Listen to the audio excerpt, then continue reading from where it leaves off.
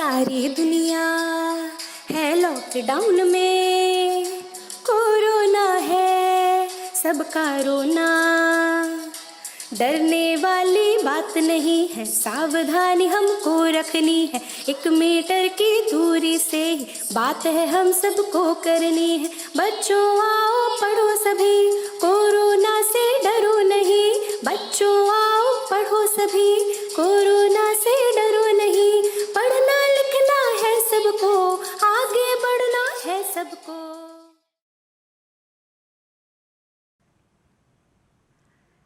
नमस्कार बच्चों, मैं डॉक्टर श्वेता श्रीवास्तव, प्रवक्ता राजकीय बालिका इंटर कॉलेज इंदिरा नगर लखनऊ से हूँ। कक्षा 12 की रसायन विज्ञान की इस कक्षा में आपका स्वागत करती हूँ। बच्चों, हम पढ़ रहे हैं ठोस अवस्था और आज हम इसके तीसरे भाग का अध्ययन करेंगे। तो आइए पहले हम देख लें कि हम इसमें किन प्रमुख बिंदुओं पे चर्चा करेंगे। हम पढ़ेंगे संकुलन क्षमता क्या होती है, एससीपी या सीसीपी में संकुलन क्षमता कितनी होती है, इसकी गणना कैसे करते हैं। काय केंद्रित एकक कोशिका में संकुलन क्षमता के बारे में हम थोड़ा जानकारी करेंगे और आधे एकक कोशिका में संकुलन क्षमता के बारे में जानेंगे।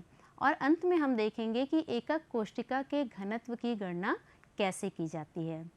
बच्चों, पिछले भाग में हमने आपको बताया था कि क्रिस्टल तंत्र कितने प्रकार के होते हैं और हमने आपसे बात की थी कि जो यूनिट सेल होती है उसमें अवयवी कणों की संख्या कितनी होती है, उसकी गणना कैसे करते हैं।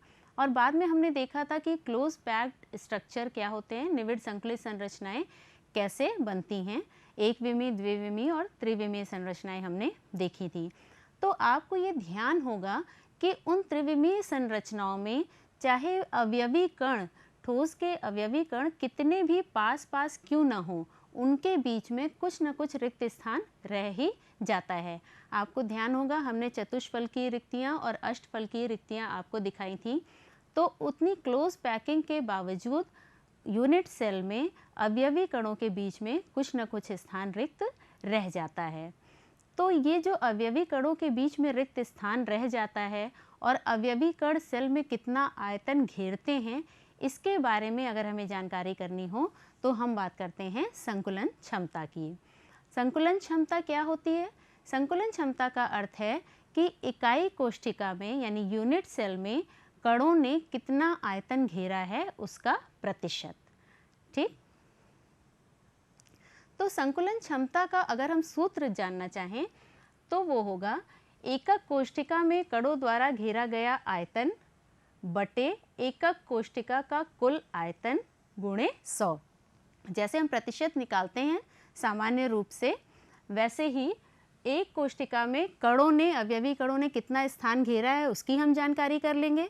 फिर हम जानकारी करेंगे कि उस कोशिका का, पूरी कोशिका का आयतन कितना है और फिर हम उसका प्रतिशत निकालेंगे। तो उस स्ट्रक्चर, उस विशिष्ट संरचना की संकुलन क्षमता हमें ज्ञात हो जाएगी। तो सबसे पहले हम बात करते हैं फलक केंद्रित कोशिका में। बच्चों, आप जानते हैं फलक केंद्रित कोशिका क्या होती है, जिसमें अवयवी कण कोनों के अतिरिक्त प्रत्येक फलक पे भी पाए जाते हैं। तो फलक केंद्रित कोशिका में ये देखिए, यहाँ पे आपको ये दिखाई गई है फलक केंद्रित कोशिका एक।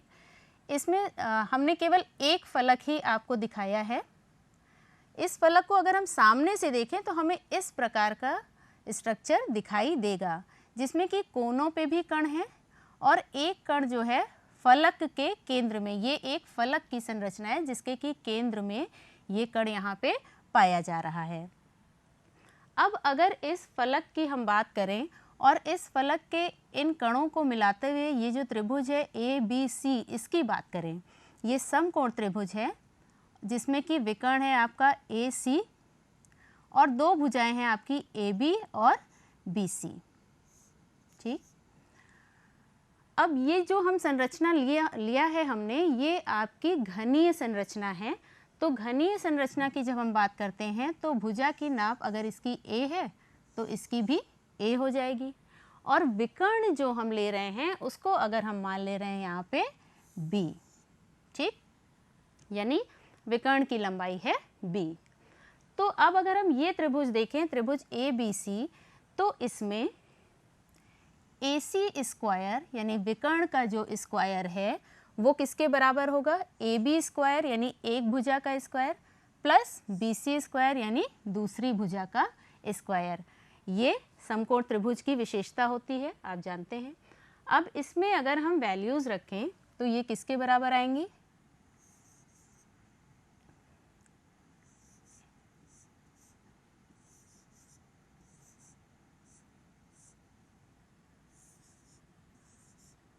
यानी कि जो B स्क्वायर है वो किसके बराबर होगा? इन दोनों भुजाओं के स्क्वायर के योग के बराबर।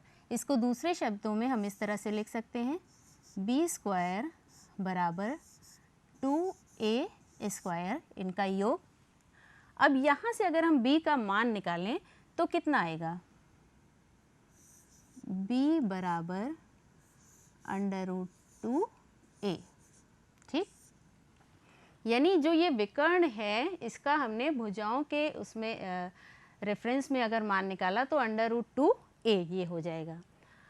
अब अगर हम फलक केंद्रित कोष्ठिका को एक बार फिर से देखें बच्चों, तो जो ये विकर्ण आपको दिख रहा है AC जिसकी हमने लंबाई ली है B, इसको अगर आप ध्यान से देखिए तो इसमें जो ये कोने का अवयवी कण है इसकी त्रिज्या कितनी है?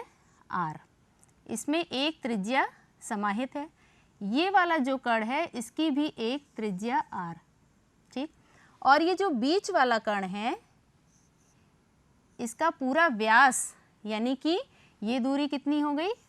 2R।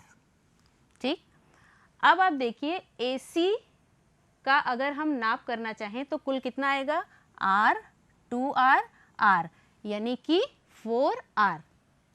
तो अगर हम दूसरे शब्दों में लिखें तो C बराबर, इस चित्र द्वारा हमें पता लग रहा है वो किसके बराबर है? 4R के, सॉरी B बराबर 4R के है। अब यहाँ से हमने देखा कि B बराबर √2A है। अब अगर इन दोनों को हम बराबर करें तो क्या आएगा? √2A बराबर 4R, यानी कि A बराबर 4/√2R और A की वैल्यू आ जाएगी आपकी 2/√2R। ठीक, यहाँ से हमें A की वैल्यू प्राप्त हुई 2/√2R। अब हम संकुलन क्षमता की गणना करें फलक केंद्रित कोष्ठिका में। तो संकुलन क्षमता क्या होगी? हमें ये पता करना होगा कि अवयवी कणों ने कितना स्थान घेरा है। सबसे पहले इस सूत्र में हमें ये जानना है। तो आप बच्चों ये जानते हैं कि फलक केंद्रित जो कोष्ठिका होती है उसमें अवयवी कण कितने होते हैं? 4 होते हैं। यहाँ पे जो हम बात कर रहे हैं वो एक क्यूबिक स्ट्रक्चर की बात कर रहे हैं, यानी CCP पैकिंग इसमें कैसी होगी? CCP की बात कर रहे हैं। तो उसमें अवयवी कण हैं आपके 4। अब इस सूत्र में अगर हम कणों द्वारा घेरे गए आयतन को रखना चाहें तो एक गोले का आयतन कितना होता है? 4/3 πr³। आप ये जानते हैं। तो संकुलन क्षमता बराबर हो जाएगा 4/3 πr³। ये हो गया आपके एक गोले का आयतन। और कण हमने बताया आपको यहाँ पे फलक केंद्रित कोष्ठिका में कितने कण होते हैं? 4 कण। तो कुल आयतन कितना हो गया? 4 × 4/3 πr³। अब यहाँ से अगर हम ये देखें कि इस कोष्ठिका का पूरा आयतन कितना होगा, तो आप जानते हैं घन का आयतन होता है भुजा का क्यूब, यानी A³ हो जाएगा। A³ और A का मान अगर हम यहाँ से रखें तो ये कितना आएगा? 2/√2R का होल क्यूब गुणे 100, जैसा कि सूत्र में बताया गया है। तो ये मान आपका जो आएगा इसका वो हो जाएगी आपकी फलक केंद्रित कोष्ठिका की संकुलन क्षमता। इसकी हम गणना कर लेते हैं।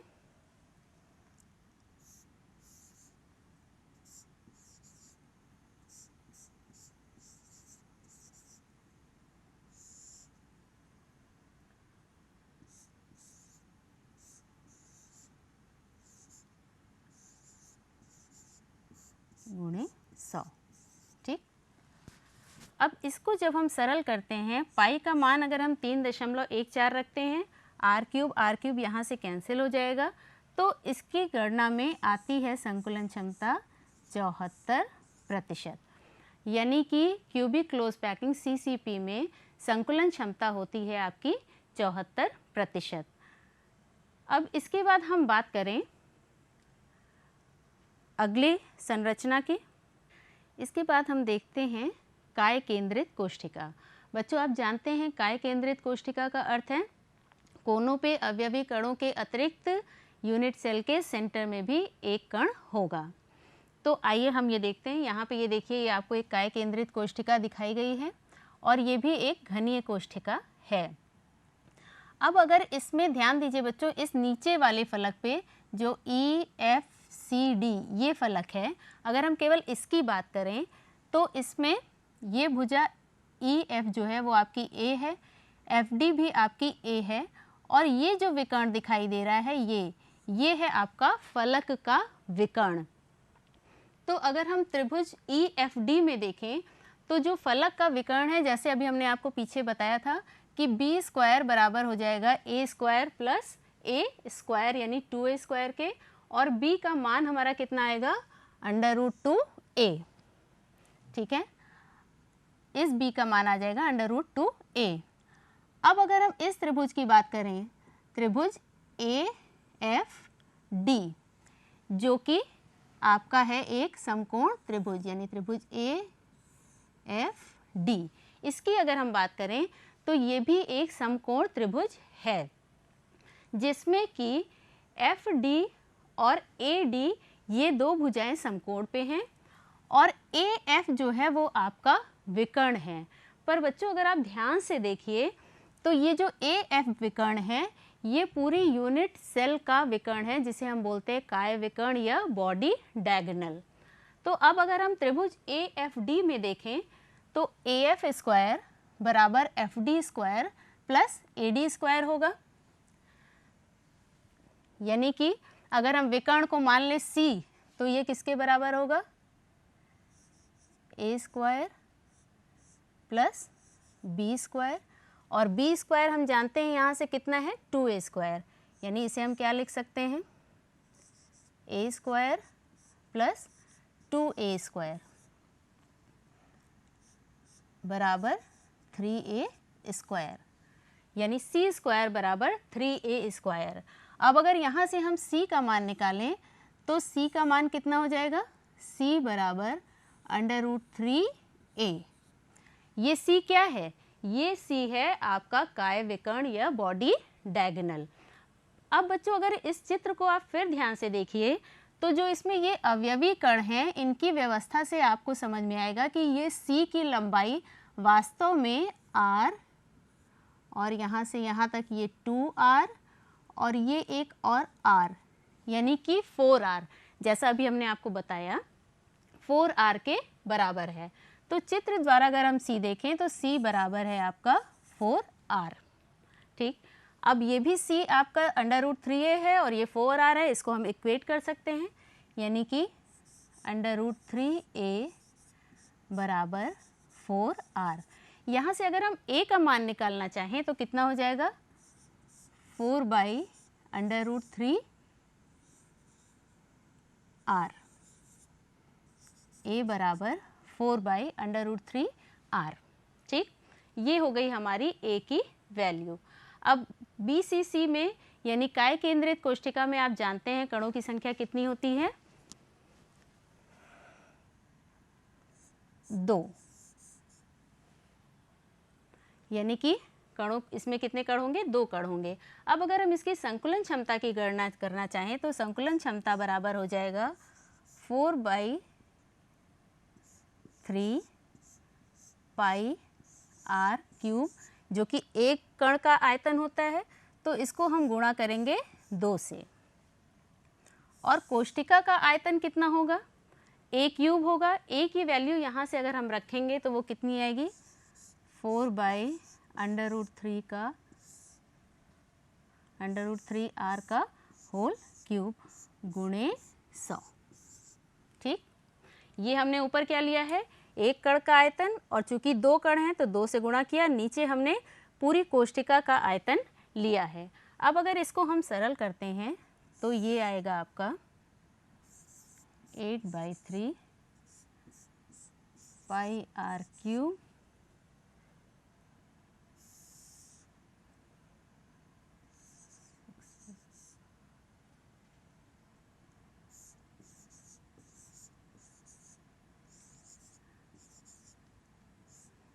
ठीक। जब हम इसको सरल करते हैं तो हम ये देखते हैं आर क्यूब कैंसिल हो जाता है। यहाँ पे हम पहले 100 से गुणा करेंगे क्योंकि हमें प्रतिशत निकालना है। इसकी गणना करेंगे हम तो हमें प्राप्त होगा 68%। ठीक, इसका मतलब क्या हुआ कि काय केंद्रित जो कोष्ठिका है उसकी संकुलन क्षमता होती है 68%। इसके बाद हम बात करते हैं आद्य एकक कोष्ठिका की, जो सिंपल आपकी यूनिट सेल होती है। इसमें बच्चों आप जानते हैं केवल कणों की व्यवस्था केवल कोनों पे होती है। तो अगर हम देखें तो जो ये कण हैं एक विमा में यहाँ पे, इसको हम इस प्रकार दिखा सकते हैं।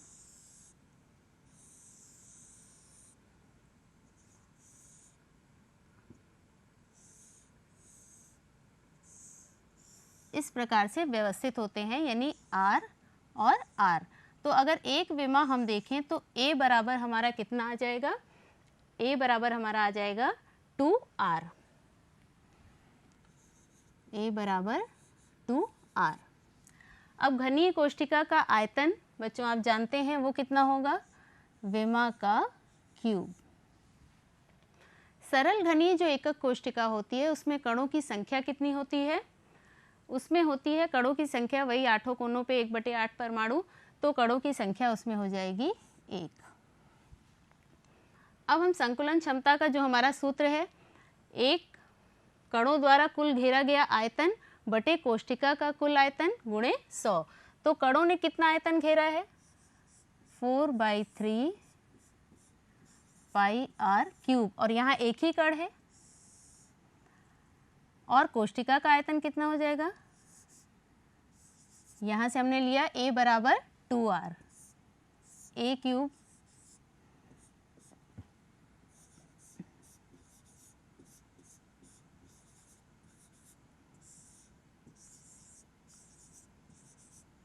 ये कैंसिल हो जाएगा आपका, और पाई का मान रखते हैं तो हमारा ये आता है लगभग 52.4%। इसका मतलब हुआ कि जो आद्य एकक कोष्ठिका होती है उसमें संकुलन क्षमता होती है 52.4%।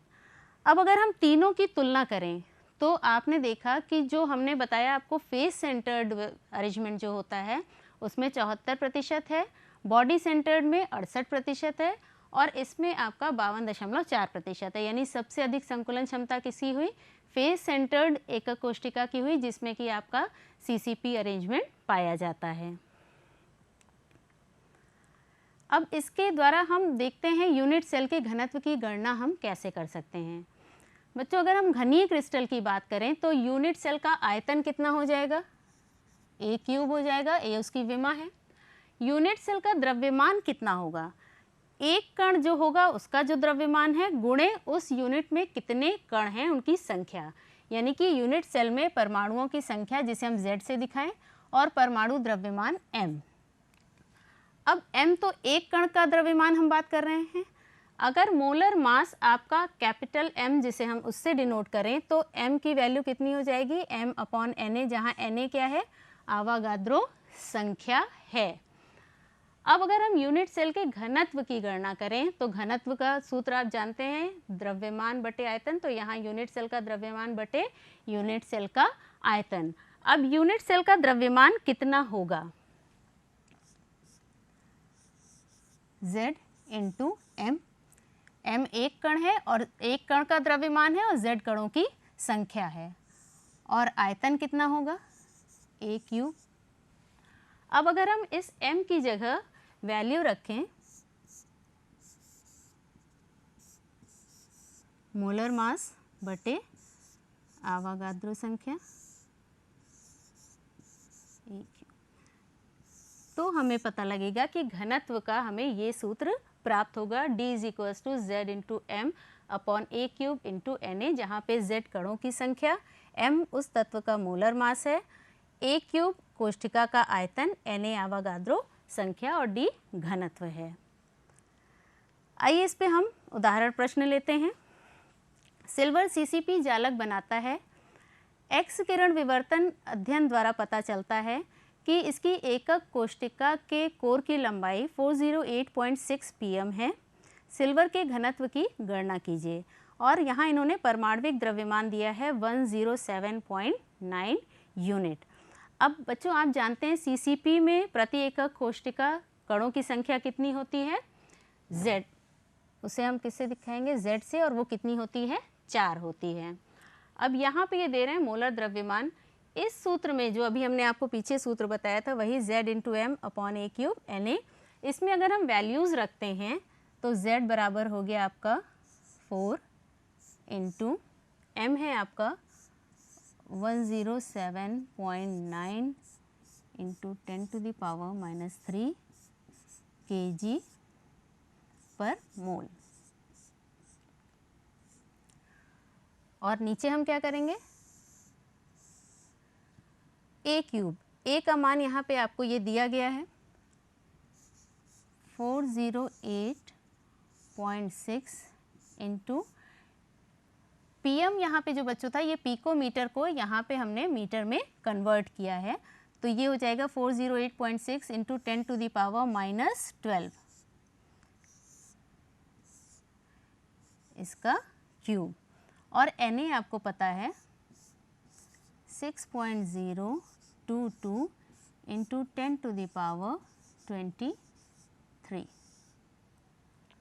ठीक, जब हम इसकी गणना करेंगे,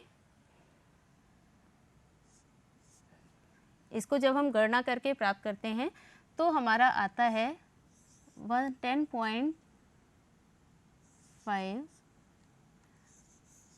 ग्राम सेंटीमीटर क्यूब, ग्राम पर सेंटीमीटर क्यूब। इसका मतलब हुआ कि सिल्वर का घनत्व 10.5 ग्राम प्रति क्यूबिक सेंटीमीटर होता है। एक उदाहरण हम और लेते हैं। एक्स किरण विवर्तन द्वारा पता चला कि तांबा 3.608 इंटू 10⁻⁻8 सेंटीमीटर कोष्ठिका कोर के साथ FCC एकक कोष्ठिका के रूप में क्रिस्टलीकृत होता है। एक दूसरे प्रयोग में तांबे का घनत्व 8.92 ग्राम पर सेंटीमीटर क्यूब ज्ञात किया गया। तांबे का परमाणविक द्रव्यमान ज्ञात कीजिए। अब FCC जालक है, प्रति एकक कोष्ठिका परमाणुओं की संख्या आपको पता है बच्चों कितनी होगी? यहाँ पे 4 होगी। ठीक, अब जो हमें सूत्र घनत्व का प्राप्त था उससे हम ये जान सकते हैं कि परमाणु, अगर हमें परमाणविक द्रव्यमान ज्ञात करना है तो उसके लिए हमें इन राशियों की आवश्यकता होगी। घनत्व, आवागाद्रो संख्या, एक कोर यानी एक विमा का मान एक अक्षीय दूरी का, और Z परमाणुओं की संख्या। तो यहाँ पे D कितना है? घनत्व दिया है इन्होंने, हम वैल्यूज़ रखेंगे 8.92 ग्राम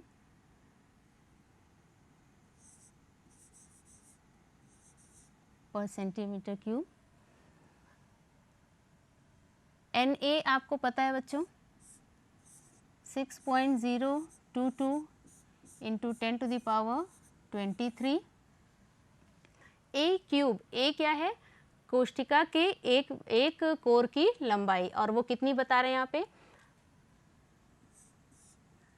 3.608 इंटू 10⁻⁻8, इसका हम करेंगे होल क्यूब।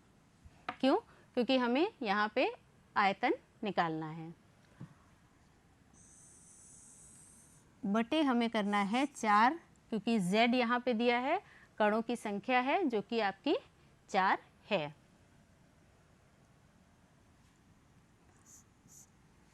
जब हम इसकी गणना करते हैं तो हमें ये प्राप्त होता है 63.1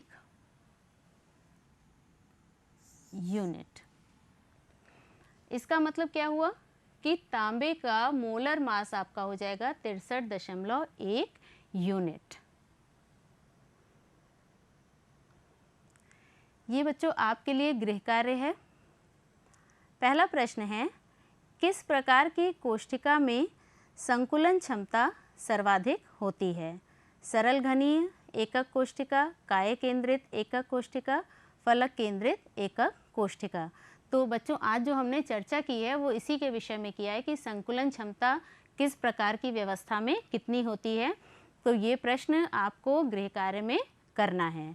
दूसरा प्रश्न है, नियोबियम काय केंद्रित कोष्ठकीय संरचना में क्रिस्टलीकृत होता है। यदि इसका घनत्व 8.55 ग्राम पर सेंटीमीटर क्यूब हो तो इसके परमाणविक द्रव्यमान 93 यूनिट का प्रयोग करके परमाणु त्रिज्या की गणना कीजिए। तो ये प्रश्न भी आपका जो हमने आपको घनत्व का सूत्र बताया उसी पे आधारित है, जिसमें कि आपको घनत्व दिया है, द्रव्यमान दिया है और उसमें क्रिस्टल का स्ट्रक्चर दिया है कि काय केंद्रित कोष्ठिका है, परमाणु त्रिज्या की आपको गणना करनी है। तो बच्चों आज हमने क्या क्या सीखा कि संकुलन क्षमता क्या होती है। आद्य कोष्ठिका हो, प्रिमिटिव सिंपल यूनिट सेल हो, फेज सेंटर्ड सेल हो या बॉडी सेंटर्ड सेल हो, उसमें आपका संकुलन क्षमता की गणना कैसे की जाती है ये हमने देखा। और हमने देखा कि यूनिट सेल के घनत्व की गणना हम कैसे करते हैं और इसके आंकिक प्रश्न हमने देखे। अगले जो ठोस अवस्था के अगले भाग में हम पढ़ेंगे कि ठोसों में कौन कौन सी अपूर्णताएं होती हैं, ठोसों के विद्युतीय गुण और चुंबकीय गुण क्या होते हैं। ये बच्चों दीक्षा ऐप है जिसके बारे में आपको बताया गया है कि मानव संसाधन विकास मंत्रालय भारत सरकार द्वारा इसे विकसित किया गया है, जिसे आप गूगल प्ले स्टोर से जाकर के डाउनलोड कर सकते हैं। इसमें जो भी पाठ आपको पढ़ाया जा रहा है इससे संबंधित कोई शंका है तो आप उसका समाधान वहाँ पे कर सकते हैं। इसके अलावा इस पाठ से संबंधित जो भी गतिविधियाँ हैं, कोई अभ्यास प्रश्न हैं, वो भी आप वहाँ से देख सकते हैं।